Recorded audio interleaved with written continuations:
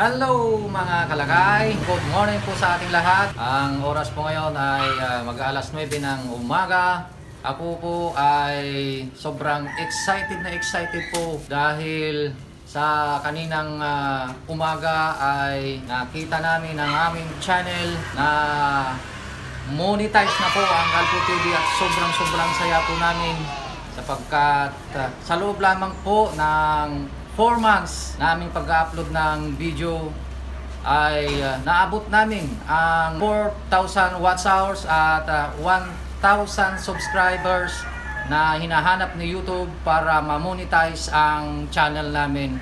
So sobrang nagpapasalamat po ako sa inyong lahat, sa mga nag-subscribe po sa amin dahil umabot po ng 1,000 subscribers in just 4 months. So, malaking utang na loob po namin sa inyo ang bagay na ito.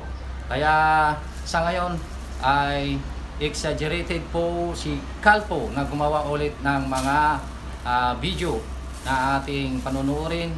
Lalong-lalo na po ang pangnegosyo na video namin. Lalo na po ang negosyo namin na fried chicken na alam namin na maraming may gustong matuto sa aming pagninegosyo. So mga kalakay, dito lang kayo at tayo po ay mag-chop ng manok ngayon para matutunan natin ang tamang paraan ng pag-chop sa ating manok. So andito na tayo, ready na tayong mag-chop mga kalakay. Andito ang ating manok. Ito po ay bagong dress, binigay ng ating supplier kanina, around 30 kilos, kulang na 30 kilos ito. Ito po yung pangpahabol natin. Kailangan nating matchap ito kaagad para ma-deliver natin sa ating mga pwesto. So ito po ay ang presyo po nito sa ating supplier ay sa ngayon ay 113 pesos ang isang kilo. So mga kalakay, nais ko lang na ituro po sa inyo na mga may nagbabalak magnegosyo. So humanap tayo ng supplier natin. Hindi lang isa kundi dalawa o tatlong supplier para at least ay marami tayong pagpipilian. Titignan natin kung sino yung mas pinakamura sa kanila at doon tayo kukuha. Dahil kung mag-isa lang, isa lang yung supplier natin, siyempre hawak nila yung presyo natin. So maghanap tayo yung pinakamurang price. Pwede tayo maghanap sa mga mall. Sa Save More, dyan, kumukuha kami minsan ng manok sa Save More. Kung mayroon silang promo, ay makukuha mo ang per kilo ng 99 per kilo, biro mo 99. So marami kang madi-discount doon. Kaya lang ay hindi ka makakakuha ng bultuhan doon. Kung ang kukunin mo ay 100 kilos, hindi ka makakakuha doon. Mga 30 kilos lang siguro ang pwedeng kunin sa mall. Piliin natin yung whole chicken ha. Huwag po tayong kukuha ng mga backbone dahil yung soft pack mura lang po yun, mura mga 79 ganyan, minsan 60 yung backbone, pero hindi po pang fried chicken po yun. Ang tawag nga nila doon ay soft pack. So hindi po siya pang fried chicken talaga dahil yung backbone ay kung gagawin nating fried chicken yon, wala silang makukuhang laman ng mga customer. So halimbawa bumili sila ay kinain nila, walang laman, siyempre madi-disappoint sila. So mas maganda yung whole chicken para at least meron silang pagpipilian. May mga pakpak siya, may legs, may picho, yan, may puwet. So ganun talaga, mas maganda kung whole chicken ng ating kukunin. para quality yung manok natin. So ito na guys, simulan na nating chopin. Mayroon tayong mga kagamitan dito sa pag-chop. Ito chopping knife, mga 180 siguro ang presyo nito. Meron din tayong sharpener, mga 120 pesos. Ito chopping board. Ang chopping board natin ay binili ko lang to ng mga 150 pesos. Ang kahoy nito ay sampalok. Maganda ito, sampalok. Ano siya, magtatagal siya, makunat. Kaya maganda. So mayroon tayong weighing scale. Ito pong weighing scale ay kailangan lalong-lalo na kung bago pa tayo sa ating negosyo. Kailangan nating isanay. Makita natin kung ilan ba ang nachachap natin sa 1 kilo. So kailangan natin ang weighing scale. Yan, ganyan. So ang presyo nitong weighing scale na to, binili namin noon mga 1 year ago, ay around 3,000. Kung siyempre mahal yung 3,000, pwede kang bumili ng mas mura, yung ordinary, mga 900 lang siguro yung ordinary. Ayan. So ito naman yung manok nating chachapin.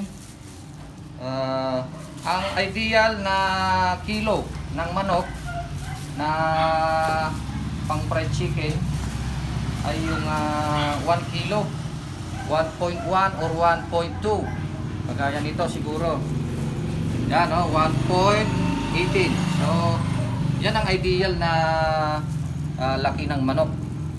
Maganda ang magiging chop natin dito. Pero yung malaki, kagaya nito, yan, sobrang laki, 1.9. Medyo hindi masyadong maganda yung magiging chop nito kasi masyadong malaki. Ano siya, mabigat yung mga buto niya. So yung pag sinap mo ito, siyempre parang maliit ang magiging chop kada piraso. So ito yung ideal na laki ng manok. Pero wala tayong magagawa kung ano yung available talaga. Ay yun ang manok natin. So ito, simulan na nating chopin. Tanggalin natin yung ulo. Siyempre tanggalin natin yung tuka. At kasama na rin yung bituka niya. Yan, matanggal.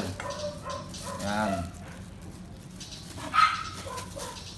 So yan ang kanya. Ang ito, ulo niya ay binibinta namin ito ng 10 lang ito.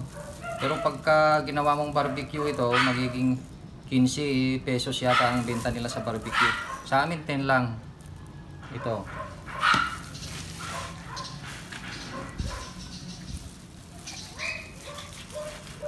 Siya, pakpak.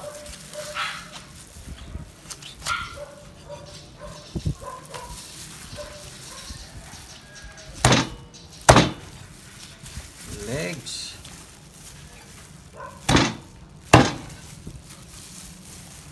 So mga kalakay, ang chop natin sa 1 kilo ay 10 to 12 pieces. Ganito talaga ang standard na chop ng manok natin sa fried chicken namin.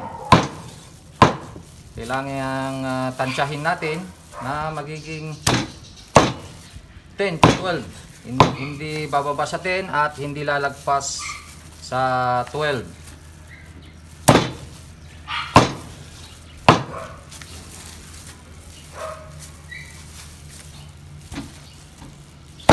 Yan. Minsan may mga size nating na chop na medyo maliit. Yan yung gagawin nating 10.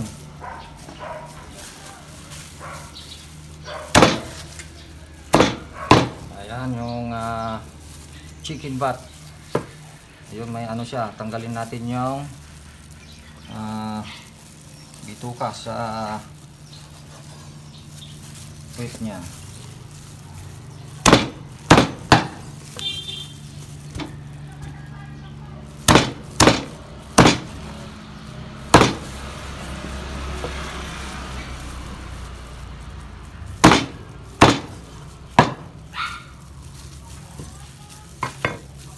Ito, malilit namin. 10 pesos na naman ito. Pag maliit ang chop. So, tignan natin kung magiging 10 to 12 pieces kada isang kilo. So, testing natin. 2, 4, 6, 8, 10, 11, 12. Oh, 0.99. So, halos isang kilo na yan. Kulang lang ng 0.01. So, pwede pa rin yan. 12 pieces.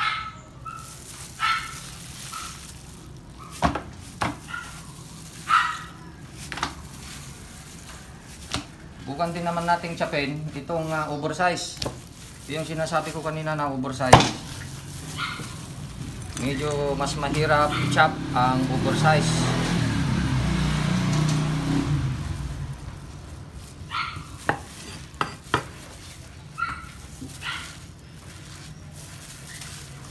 Yan, ito yung pakpak niya, oh. So pag oversize, medyo kontrolin natin yung pagcha-chop dahil malalaki yung pakpak niya, malalaki yung legs niya. I-control natin kasi pagka over yung chop natin, syempre ay hindi na parehas sa standard. Lulugi tayo pagka masyadong malalaki yung chop, lalo na at may sinusunod tayong presyo. Ang sinusunod nating presyo sa amin ay ang premium size na 20 pesos kada isa. Buti sana kung wala tayong kakompetensya, wala tayong kalaban. Nasa sa atin na kung magkano ang ating iprepresyo. Hawak natin yung presyo natin. Pero pagka may kakompetensya ka, syempre ay dapat maganda yung size natin. Pwedeng panglaban ba? Ang tawag doon. Para makakasunod tayo sa kanilang presyo. Yan, o.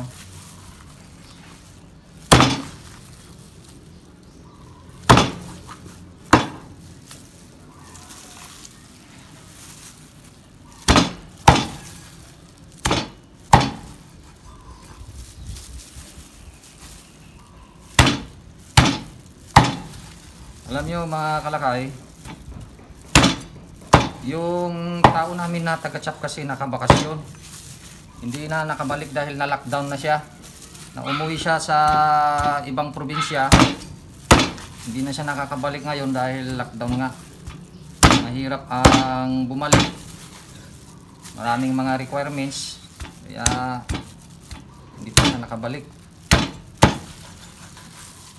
Kaya ako na mismo yung nagchat-chat at ako na mismo yung magpapahabol doon sa mga pwesto namin. Yan.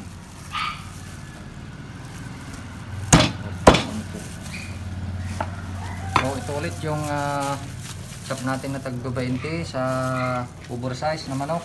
Tingnan natin kung makukuha natin yung 10 to 12 pieces kada isang kilo. 8, 10, 11, 12. So 1.0, yan, nakuha pa rin natin. Maganda, 12 pieces in 1 kilo. Wala namang problema kung 11 pieces lang ang magagawa natin.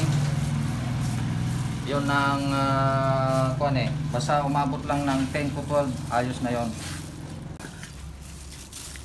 So mga kalakay, tuloy-tuloy na natin to para ma-chop na natin lahat at mai-deliver na natin sa ating mga pwesto dahil baka mawalan sila ng manok doon, ay sayang naman.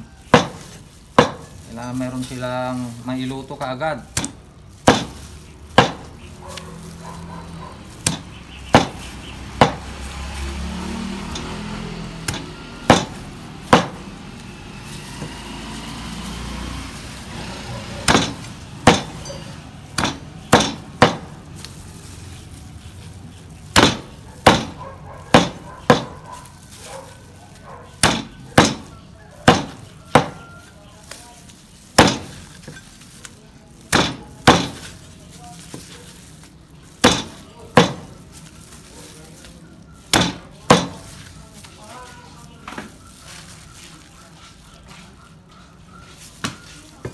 Layo yan.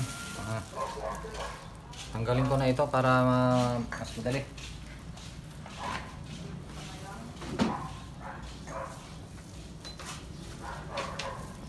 Lapit na natin to para i-pass forward na natin.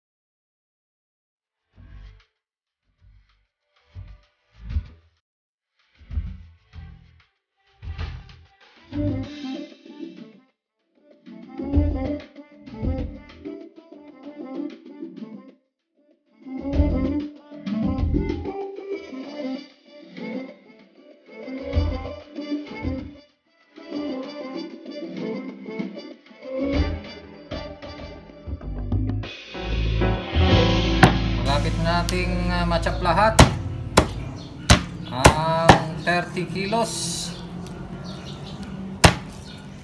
na pangpahabol natin sa ating mga pwesto.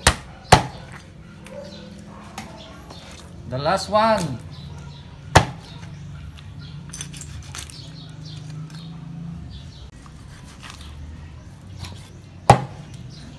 Napit na. Sana habang nagchachap ako ay kumakanta ako, ano. Kaya lang mga kalagay, minsan nag-upload ako ng aking pagkanta, guitar cover, dinilit namin dahil copyright daw. Bakit kaya na-copyright? Ako naman ang naggitara, ako pa ang kumanta, pero kinopyright pa rin ni YouTube. So guys, ito na. Sa wakas ay natapos natin ang pag-chop ang almost 30 kilos. Dito siya. So ito ay ang susunod na gagawin natin ito, mamaya ay hugasan natin ng 2 beses, tsaka natin timplahin. So yung pagtimpla natin ay pagkatapos timplahin ay isusupot na natin kagad. Siyempre mamarinate na yan habang dinideliver natin sa ating mga pwesto. Magmamarinate na yan ng kung ilang oras, kasi maghapon naman yung ating pagtitinda sa ating pwesto. So guys, ito yung video natin for today. At salamat ng marami po sa inyong lahat, sa mga subscribers natin. God bless po sa inyong lahat. Sana ay pagpalain kayo ng ating may kapal. At sana ay lagi tayong iligtas sa anumang mga kapahamakan para makapamuhay tayo ng maligaya sa ating buhay. So mga kalakay, hanggang sa muli, this is our video for today. Mabuhay!